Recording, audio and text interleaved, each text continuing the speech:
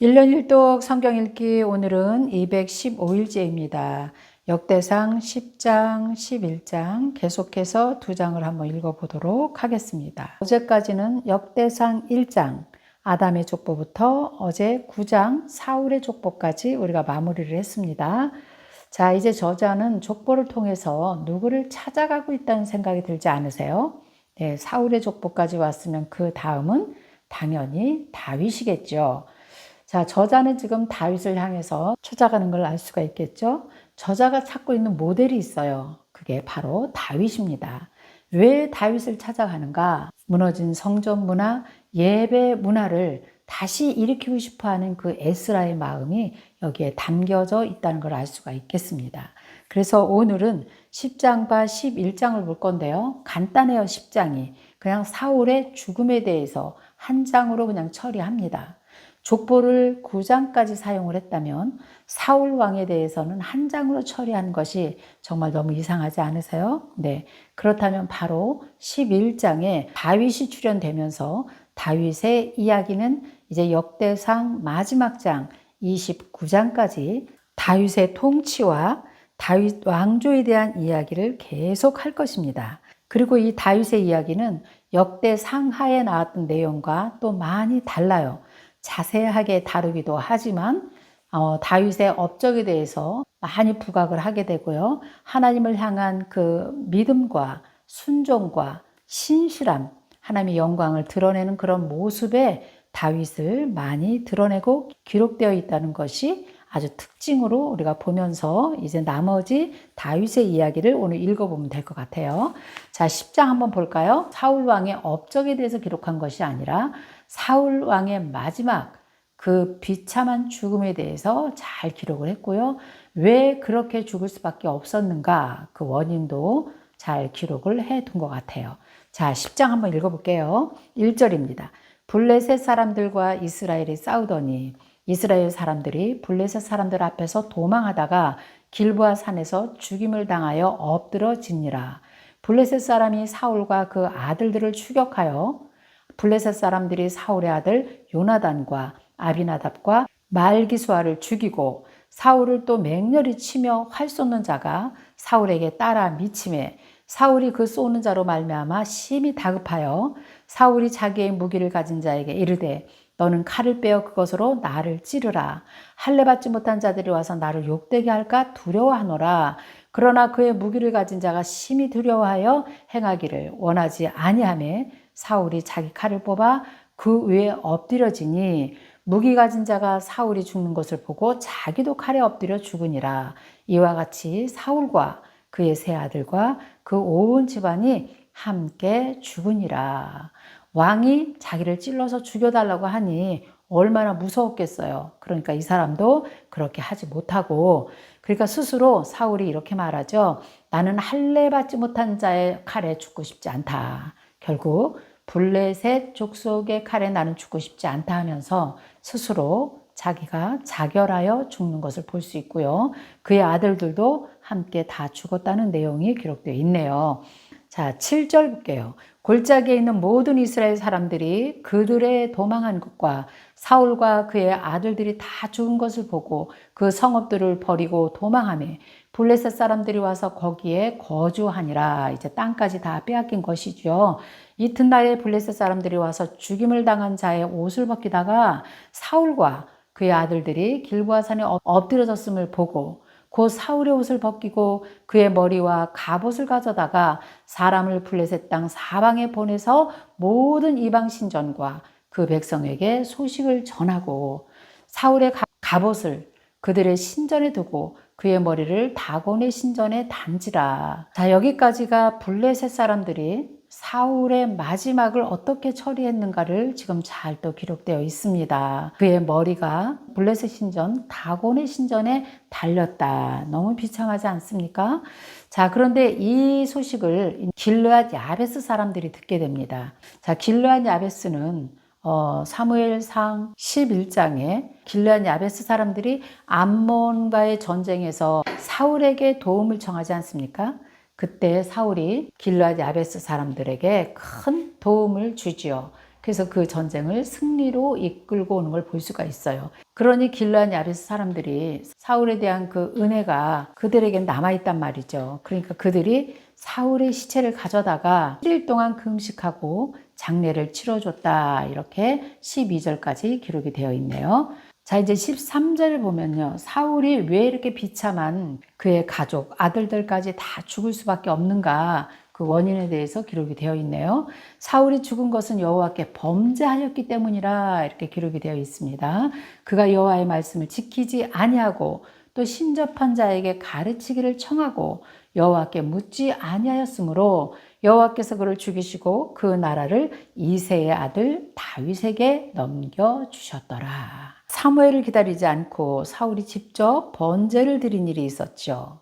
그 다음에 두 번째는요, 아말렉과의 전쟁에서 탈취한 것들을 다 하나님께서 진멸하라고 했습니다.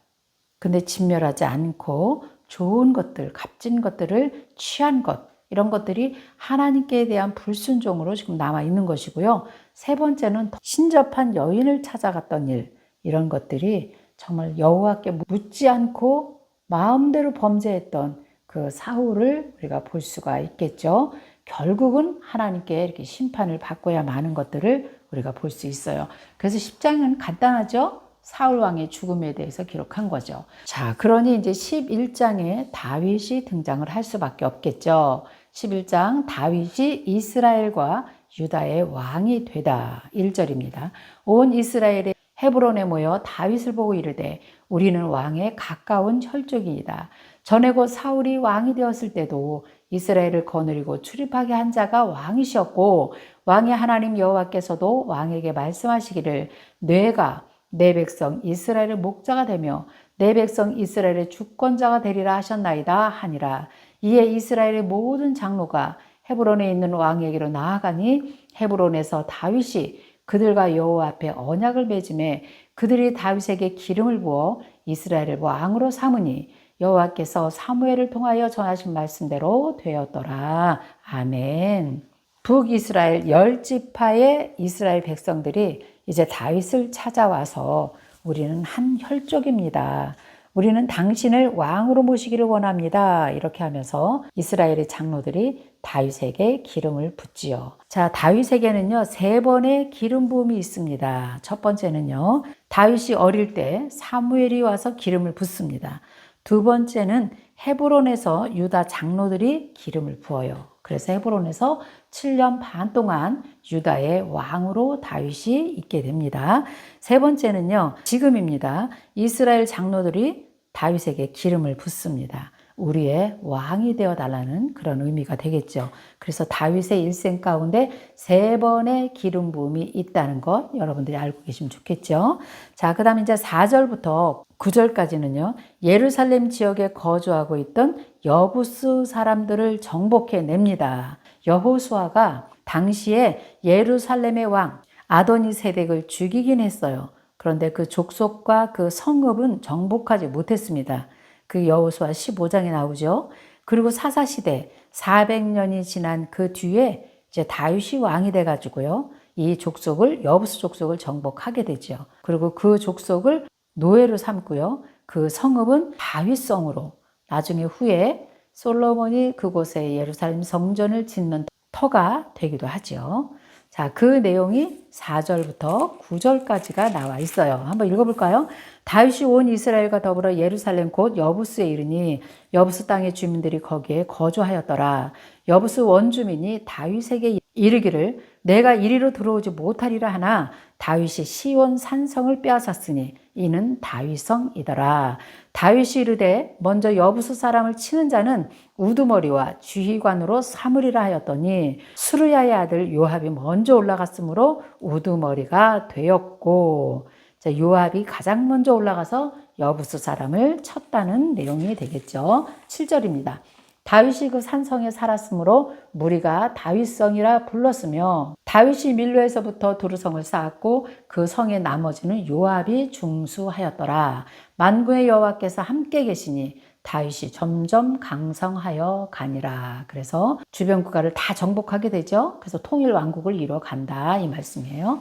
그리고 나서 10절부터 47절 마지막 절까지는요, 다윗이 이렇게 통일 왕국을 건설해 가는데 아주 큰 공헌한 용사들의 이름과 업적을 자세하게 또 소개해 주고 있습니다. 아주 특이하죠. 네, 다윗을 도왔던 용사들을 빼놓지 않고 다 기록을 했다는 거 아주 굉장히 특이합니다. 자, 그럼 10절 한번 볼까요? 다윗에게 있는 용사의 우두머리는 이러하니라. 이 사람이 온 이스라엘과 더불어 다윗을 힘껏 도와 나라를 얻게 하고 그를 세워 왕으로 삼았으니 이는 여호와께서 이스라엘에 대하여 이르신 말씀대로 함이었더라. 다윗에게 있는 용사의 수가 이러하니라. 함몬의 아들 야소부암은 30명의 우두머리라. 그가 창을 들어 한꺼번에 300명을 죽였고 그 다음은 아우아 사람 도도의 아들 엘르아살이니 세 용사 중에 하나이라. 그가 바스담밈에서 다윗과 함께 있었더니 블레셋 사람들이 그곳에 모여와서 치니 거기에 보리가 많이 난 밭이 있더라. 백성들이 블레셋 사람들 앞에서 도망하되 그가 그 밭 가운데 서서 그 밭을 보호하여 블레셋 사람들을 죽였으니 여호와께서 큰 구원으로 구원하심이었더라 하면서 대표적인 세 용사를 소개해 주고 있네요. 15절은요. 30 우두머리 중에 세 사람이 바위로 내려가서 아둘람 굴 다윗에게 이를 때 블레셋 군대가 르바임 골짜기에 진쳤더라. 그때 다윗은 산성에 있고 블레셋 사람들의 진영은 베들레헴에 있는지라. 다윗이 갈망하여 이르되 베들레헴 성문 곁 온물물을 누가 되게 마시게 할꼬 하며 이 세 사람이 블레셋 사람의 군대를 돌파하고 지나가서 베들레헴 성문 곁 온물물을 길어가지고 다윗에게로 왔으나 다윗이 마시기를 기뻐하지 아니하고 그 물을 여호와께 부어드리고 이르되 내 하나님이여 내가 결단코 이런 일을 하지 아니하리이다. 생명을 돌아보지 아니하고 갔던 이 사람들의 피를 어찌 마시리이까 하고 그들이 자기 생명도 돌보지 아니하고 이것을 가져왔으므로 그것을 마시기를 원하지 아니하니라. 세 용사가 이런 일을 행하였더라. 사무엘 하하 23장에서 읽고 왔던 내용이에요. 다윗이 아둘람 굴에서 나오지 못하고 있을 때 굉장히 목이 말랐던 것 같습니다. 물이 없었기 때문에. 그럴 때 다윗을 위해서 이 세 용사가 그 자기의 생명을 걸고 베들레헴 성문 곁까지 가서 물을 길어다가 다윗에게 바쳤잖아요. 이럴 때 다윗이 하나님이여 내가 결단코 이런 일을 하지 않겠습니다. 생명을 돌보지 아니하고 갔던 이 사람들의 피를 어찌 내가 먹겠습니까? 이렇게 하는 그 다윗의 인성, 이런 모습이 다윗의 모습이었던 것 같아요. 다윗은 특별한 인격과 인성, 그 신실함을 가지고 있었던 것 같아요. 참 감동이 됩니다. 자, 그 다음에 20절부터는요. 또 다른 용사들을 소개하죠. 용감한 용사들을 소개해주고 있네요.